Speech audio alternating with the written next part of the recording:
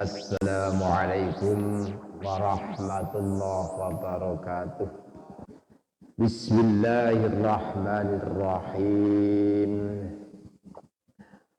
Wa fil ibadi lan iku tetep ing dalem pira-pira kawula. Man utawi wong yusyaddidu kang ngabot-ngabotaken sapa man ala nafsihi ing atase awak dhewe man fi a'malil jawarihi ing dalem pira-pira amal pira-pira anggota wala yakhuru lan ora rentek lahu keduwe man apa muraatul qalbi ngreksa ati wa tafaqquduhu lan neliti al-qalbu wa tadhiruhu lan yuca'aken al-qalbu minar riya saking pamer wal kibri lan sombong wal ujbi lan bangga-banggakno awake wasairil muhlikati lan sekerine pira-pira perkara kang rusakaken ganjarane amal nerusaken bab kabujuk di antara tiyang ahli ibadah niki wonten tiyang ingkang ngabot-ngabotno awake dalam melaksanakan amal ibadah ingkang dipun lampahi kalian anggota lahir kados poso haji lajeng sholat anggota lahir ingkang saged dipun tingali kalian tiyang kathah maos Quran dan sebagainya niki diutamakan cuman piyambake mboten purun mliti perasaane mliti atine mboten purun nyucikaken atine saking penyakit-penyakit ingkang saged ngrusakaken dhateng ganjarane amal. Kados masih ada di dalam hatinya sifat riya pamer. Tujuane maca Quran, tujuane mulang, tujuane golek ilmu, tujuane poso dan sebagainya. Ini tujuane pamer. Sombong, bangga dan lain sebagainya. Wa yatawahhamu annahu maghfurun lah li'amalihi adh-dhahir. Dene nek kapan amal-amal ingkang dipun lampahi niku saged ndadosaken sedaya kelepatane dipun ngapunten. Di satu sisi piyambake mboten ngreken atine bahwa hatinya penuh dengan penyakit. Wa annahu ghairu mu'akhadun bi ahwal qalbi. Dhek ngira nek kapan perasaan ini mboten mempengaruhi terhadap amali. Semending pokoknya aku sembahyang, semending aku pokoknya poso, semending aku pokoknya mulang. Muga-muga aku mulang, aku bahkan mungkin selawatan. Ini semuanya adalah bisa mendapatkan ampunan dari Allah. Tapi mboten ngreken keikhlasan, mboten ngrengken masalah-masalah ingkang dipun raosaken ing dalem atine. Waqad yadhunnu annal ibadat adh-dhahirah. Bahkan terkadang piyambake ngira nek kapan ibadah-ibadah zahir tatarajjahu biha kaffatu hasanatihi.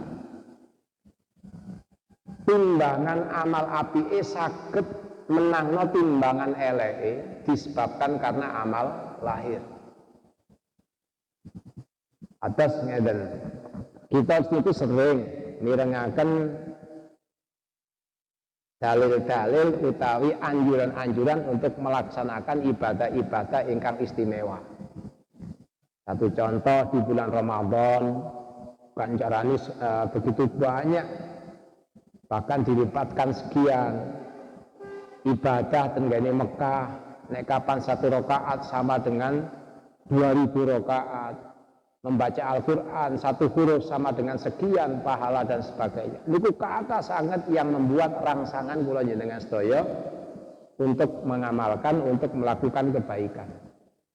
Tapi di luar itu kita harus memperhatikan amalan-amalan ingkang bangsa ati yang jauh lebih penting daripada amalan dohir. Jadi keduanya harus imbang. Mulane nek kapan kita niki namung hanya memperhatikan ibadah lahir, kita giat melakukan kebaikan, tapi kita sementara mboten turun keleken perasaan kita, keikhlasan kita, akhirnya kita tertipu. Ternyata di akhirat tidak ada apa-apa. Kita ingat nalika Kanjeng Nabi cerita datang salah setunggalipun sahabat bilih amale menungso niki ternyata mangke dipun angkat datang langit, diteliti satu persatu adakah hal yang merusak, dan ternyata sedikit sekali yang selamat sampai kepada Allah. Hanya rahmat Allah yang bisa menyelamatkan kula jenengan. Wahai hata adoh banget mereka dzarratun min di taqwa wa khuluqun wahidun min akhlaqil aqyas afdalu min amthal jibal amalan fil jawarih. Satu debu atau satu biji sawi ingkang dipun lampahi, satu biji sawi saking amal ingkang dipun lampahi kalian tiang ingkang takwa, dan satu akhlak yang mulia yang dilakukan oleh orang-orang yang cerdas di dalam beribadah itu jauh lebih utama daripada satu gunung amalan yang dilakukan dengan jawarih, dengan anggota badan. Jadi ibadah sak gunung kelawan anggota lahir tapi mboten turun ngreken atine, dipenuhi dengan hati yang busuk, dibanding kalian tiang takwa lakoni hanya amal sebesar dzarrah, satu debu niku jauh lebih utama daripada amale wong ahli takwa yang hanya satu debu niku. Nah, niki nuduhaken keutamaan ibadah bangsa batin. Tsumma la yakhlu hadzal mafhum min su'i khuluqih ma'an nas. Mergo tiyang nek kapan hanya mengutamakan ibadah lahir, niki sudah barang tentu piyambai akan bersosialisasi atau bermasyarakat, bergaul dengan masyarakat dengan akhlak yang keras, dengan akhlak yang buruk. Bengi maca Quran berapa juz, sholat sunnah beberapa rakaat, esok geger ambek tanggane. Utawa sedekah tapi nglarakno wong sing di sedekah. Banyak contoh-contoh ingkang menggambarkan kekecewaan besok wonten ing dalam dina kiamat, tiang-tiang ingkang nganggep amale wake ternyata mboten enten napa-napane. Bahkan zaman Kanjeng Nabi niki wonten sahabat sing napa nggih memuja-muja kehebatan seseorang. Namine Qazman Ad-Dufuri niki tiyang munafik ingkang nalika perang Uhud niki mboten purun budal perang. Jadi sedaya tumut perang, sementara Qazman niki ngeri mboten purun. Kali tiyang asli digawa jlogi. Sampeyan niki wong-wong kabeh budal perang, sampeyan tengu-tengu nang kene. Sampeyan tega ambek kanca-kanca sampeyan. Karena malu digojloki karo tiyang estri, tiyang mbake budal. Di dalam perang Uhud piyambai ada di garis terdepan dan tentei musuh. Koyok-koyok di dalam mata manusia piyambai orang yang paling hebat, paling kendel, gak wedi mati. Tetapi ketika kabar niku diberitakan datang Kanjeng Nabi, justru Kanjeng Nabi menanggapi lain. Kanjeng Nabi wonten sahabat niki terkenal hebat Kanjeng Nabi, kaum wendel, ibadai jos, nek parang jos. Kanjeng Nabi, iya, walakin huwa finnar, tapi sayang dia ada di dalam neraka. Nah, sahabat bingung,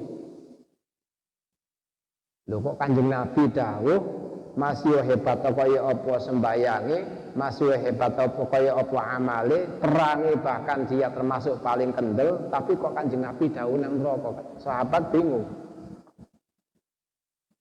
Tidak lama kemudian ada perintah perang. Dalam satu peperangan terdengar bahwa yang namanya Ghazman niku pecah, tembus pedang niku mulai dodo sampai geger. Diteliti ternyata memang benar apa yang dikatakan oleh Kanjeng Nabi. Dalam satu peperangan ketika orang Islam niku dipun gempur kali tiang kafir, Ghazman niku saat niku posisine terluka. Nah, begitu terluka saking boten kuwate nahan loro, niki pedang niki dipun hunus didekno mlumah. Jadi sing lincip niki didekek ndukur, tanganane dincep nang ngene lemah, piyambake bunuh diri dengan menembuskan pedang niku teng ngene dodone. Kondo nang kancane. Timbangane aku mati diburu-buru wong kafir, pantang aku mundur. Wis tak pateni awakku dhewe ae. Nah, saat orang yang ada di sekitarnya niku memuja-muja dengan kesyahidan saking Ghazman ad-Dufur ini, Kanjeng Nabi beda. Sayang, ketika orang-orang menyaksikan dia mati syahid, tapi dia bukan syahid. Dia adalah menjadi penghuni neraka karena dia adalah sebenarnya orang yang tidak tahan merasakan rasa sakit. Oke. Nah, ini satu contoh betapa pentingnya kita membina, kita membangun amalan-amalan bangsa batin. Nah, kita tinggali zaman sing kaya ngene niki, di mana kula jenengan sedaya menyaksikan berbagai macam media, satu sama lain saling mencaci, satu sama lain saling meremehkan, satu sama lain saling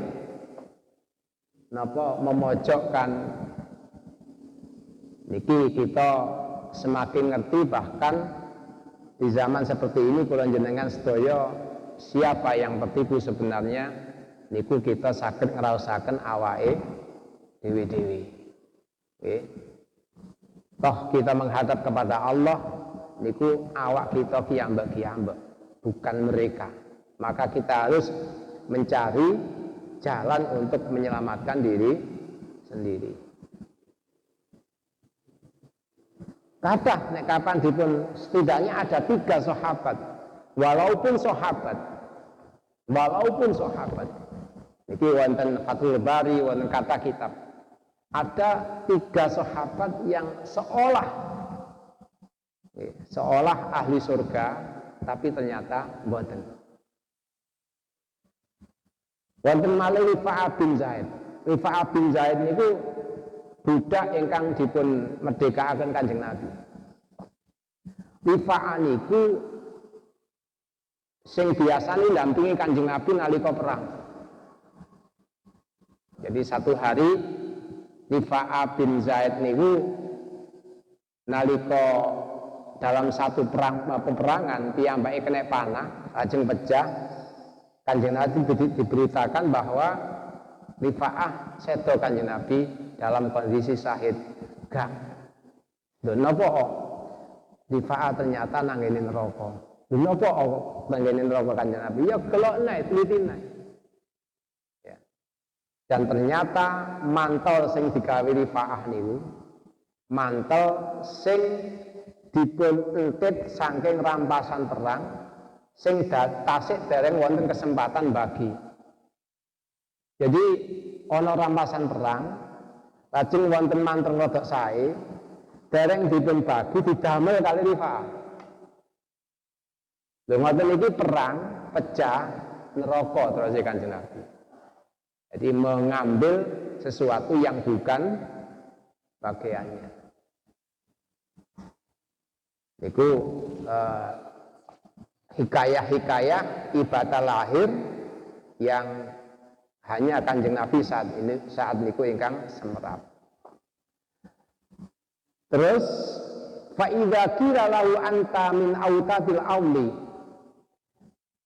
Nek kapan diomongi wonten omongan tiang-tiang sing kaya ngeten iki mengutamakan ibadah lahir. Sampeyan iki hebat sampeyan iki.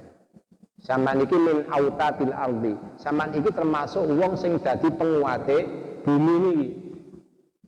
Kalau sampeyan lumbuhan kok bumi niki. Utawa desa niki nek ana sampeyan iki wis gak karu-karuan.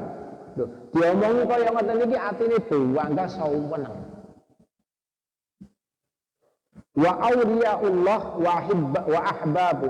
Sampeyan iki waline Allah. Sampeyan iki termasuk kekasih Gusti Allah. Farrahal maghrur bidzalika wa saddaqa bih. Ningali pujian-pujian sing kaya ngoten iki atine saweneng. Lho sapa lho sing sak jerone masjid kene sing gak seneng film kaya ngene? Kabeh wong niku seneng film. Asalkan kita sadar bahwa pujian-pujian yang ditujukan terhadap dirinya niku adalah sebuah tujuan yang membuat kita bangga dan senang dan kita berusaha untuk menghilangkannya. Niku sangat sae. Karena bagaimanapun yang namanya manusia tidak sepi daripada sifat kemanusiaan. Nggih pancen bangga seneng niku napa nggih? Sifat ingkang sulit dihilangkan, tapi begitu kita sadar bahwa itu tidak boleh dan kita berusaha, niku sangat sae. Niku jenenge mujahadah, bersungguh-sungguh. Asalkan kita amalnya tidak mengharapkan lemah. Wis pokoke nglakoni mawon wis. Bah ana wong ngelem bandak, bah ana wong nyacat bandak, pada saatnya nanti nek wis terbiasa kula jenengan sedaya dilem dicacat niki wis gak ana bekase blas ngoten. Asalkan tidak mencari.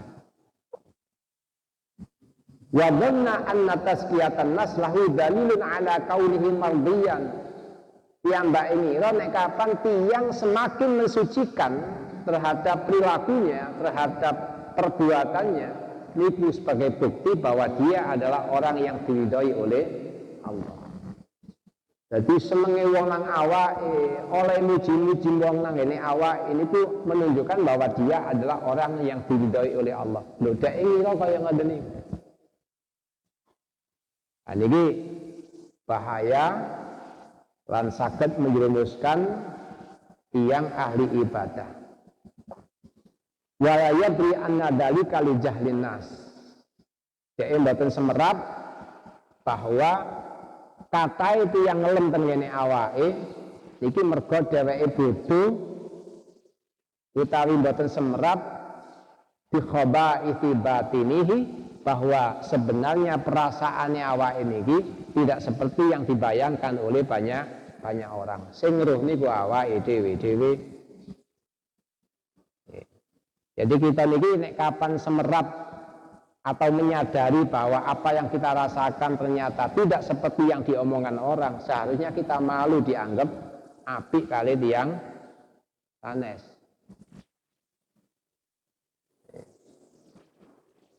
Mulane Kanjeng Nabi tadi dawuh ngeten. Innallaha la yanzuru ila ajsamikum.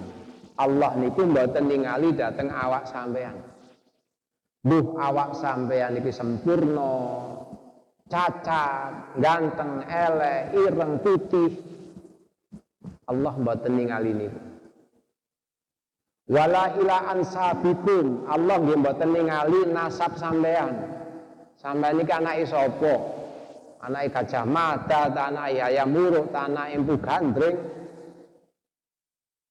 Sampean iki anake wong ngarit, ta anake kiai, anake sapa lah? Bahkan anake raja sekalipun Allah tidak melihat itu. Wala ila ajsamikum wala ila akhsadikum, Allah nggih mboten ningali pangkat sampean. Sampean dadi apa? Bupati, presiden, raja, mboten. Wala ila ambalikum, Allah nggih mboten ningali harta sampean, apa yang sampean miliki Allah tidak melihat itu. Walakin yantu ila qulubikum, tapi Allah senantiasa ngoreksi ningali dateng hati sampean. Jadi sing ditingali niku namung ati. Dan ati niki hanya Allah yang tahu, kalian kita sendiri. Pancen wangel ngoten. Kita meneliti dateng ati kula jenengan, nggih, atine dhewe-dhewe niki wangel.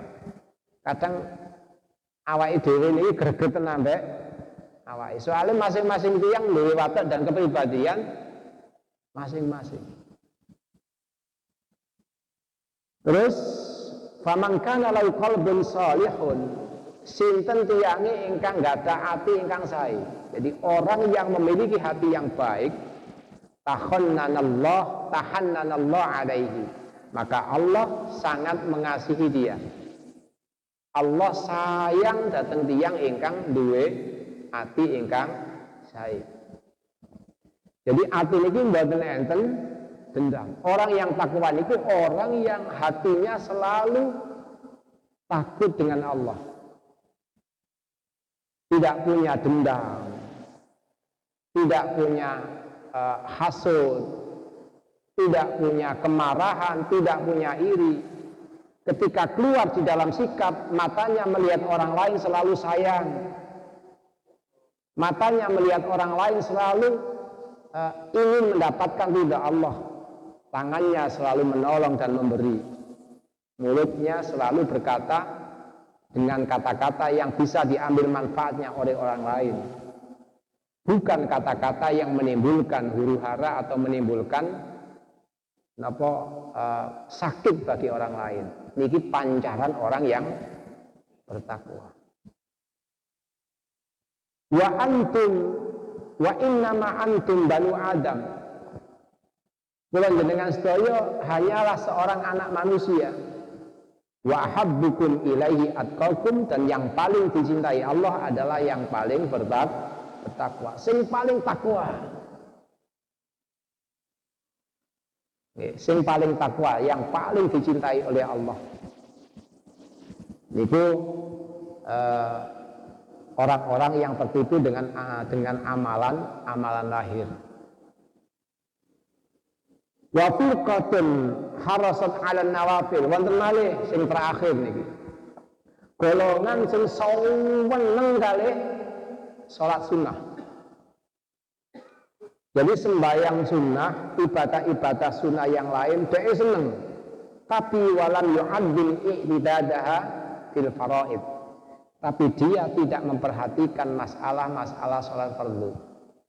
Jadi sembahyang 5 waktu niki ditelantarkan, sementara piyambak ini kapan sembahyang sunnah niki khusyuknya bukan main. Nah, niki orang tertipu. Seharusnya ibadah wajib yang diutamakan, ditandani dhisik, mulai teko syarat dan rukunnya, dilakukan dengan berjamaah sebaik-baiknya, baru kita mengutamakan ibadah sunnah setelah wajib. Betul sebaliknya, jamaah gak tahu bengi jarene gak tahu melek, gak tahu turu, sembayang bengi jos, tapi gak tahu jamaah. Lha niki wong keblinger niki. Ngoten. Slewegep maca napa jenenge wiritan, bahkan tasbih niku sampai susut ngoten, saking geleke diputer. Piyambake bahkan sholat duha, sholat wis pokoke kuwabe dilakoni lah sunah-sunah niku demi mendapatkan pahala yang besar dari Allah. Tapi sementara yang wajib niki ditinggalkan. Fardhunya kececer, bahkan lakoni seringkali di luar waktunya. Taro ahadahum yafrahu bi sholati duha. Sampean bisa melihat mereka suka sholat duha. Wa bi sholatil lail, sembahyang bengi, wa amsali hadhihin nawafil, dan sholat sunnah-sunnah yang lain. Poso sunnah neliti dino, wah ini dino poso ini. Saya mawon mboten napa-napa, tapi kewajibannya harus diutamakan. Wala yajidu lil fardhi ladzatan. Tapi dia tidak merasa ladzat, tidak merasa senang ketika melakukan sholat wajib. Wala yastaddu hirsahu 'alal mubadarah biha fi awal waktu. Dia tidak tidak sangat senang gampangane untuk bergegas melakukan ibadah wajib niku di awal waktu. Wis terus terang mawon, kula jenengan sedaya umpamane ngreken jamaah ngoten, langgare dhewe-dhewe niku bek kok zuhur asar maghrib. Dan itu yang lebih utama. Nggih, yang lebih utama. Tapi kene apa? Beke kok mek maghrib tok ngoten. Bahkan tahlilan terkadang melewati. Niku sering kita sadari bahwa kita memperhatikan sunnah-sunnah seolah dengan ibadah-ibadah itu kita diangkat oleh Allah derajatnya, kita mendapatkan pahala yang besar, sholawat, dzikir, dan berbagai macam kegiatan ibadah yang lain. Tapi sementara sholat 5 waktu kita abaikan di musola-musola, di masjid-masjid. Nah, niki PM bagi kula jenengan sedaya, di mana kula jenengan sedaya semakin umurnya semakin mendekati ajal. Kanca kita pun semakin kata sing napa sing disiki. Mosok pancet kaya ngeten mawon ngoten. Harus memperbaiki diri. Terus wa yansa qaulahu sallallahu alaihi wasallam. Dan kita atau tiang niki lali kali dawuh Kanjeng Nabi fi mayarwi an rabbih. Ingkang sampun dipun riwayataken saking pangerane ma taqarrabal mutaqarribun ilayya bimisli ada'i ma iftaratu alaihim. Orang yang berusaha mendekatkan diri kepadaku tidak akan bisa dekat kecuali dengan melaksanakan apa yang sudah saya wajibkan. Jadi wajib dhisik untuk alat mendekatkan diri kepada Allah, baru kemudian sunnahnya. Kita banyak kegiatan, banyak kegiatan, tapi kewajiban harus kita utamakan. Nah, terkadang ngeten. Kula piyambak kadang-kadang nek duwe hajat, duwe butuh ngoten nggih, sembahyang sunnah ngoten. Nah, sembahyang sunnah malah lebih khusyuk timbangane sembahyang fardu. Sembahyang hajat misalnya. Sampai sunnah hajat. Allah lho. Mergo kate njaluk. Lho padahal sembahyang fardu kita mboten sampai kaya ngoten. Sembahyang fardu bahasa Allahu Akbar. Tasbih, ketika kita sembahyang tasbih, itu bahkan kurang 10 ruku, 10 itu dan itu tambahi 11 selikur ngoten. Cek gede ganjarane. Tapi sementara ketika kula jenengan sedaya sujud, tasbih gak tau diwaca nek kemban sembahyang fardu. Jadi ini hal yang harus kita pikirkan dalam ibadah kula jenengan sedaya. Ayo jamaahe nggih. Sebelum kita ingin menambahkan dengan ibadah-ibadah sunnah, kewajiban-kewajiban setiap hari, kula jenengan sedaya ayo ditata sing apik nggih. Sehingga musala-musala niku betapa indahnya setiap sholat wajib niku terus nggih. Nah, kadang-kadang kula jenengan sedaya ngreken masalah penggawean, sampai kapan penggawean kula jenengan sedaya mari. Bencana nek kapan sampai tuwek kula jenengan sedaya tasih dereng saged memfokuskan diri untuk amal ibadah kangge awake dhewe. Malah terkadang Gusti Allah niku nek kapan keping ngedohno kawulane di masa-masa tuwek niki dikai kesibukan yang tidak ada kaitannya dengan ibadah. Dikira nek kapan itu sebuah anugerah. Niki ketertipuan yang luar biasa kangge kula jenengan sedaya. Pun niku mawon alhamdulillah masih udan tetap budal dan insyaallah ganjarane nggih dobel ngoten. Assalamualaikum warahmatullahi wabarakatuh.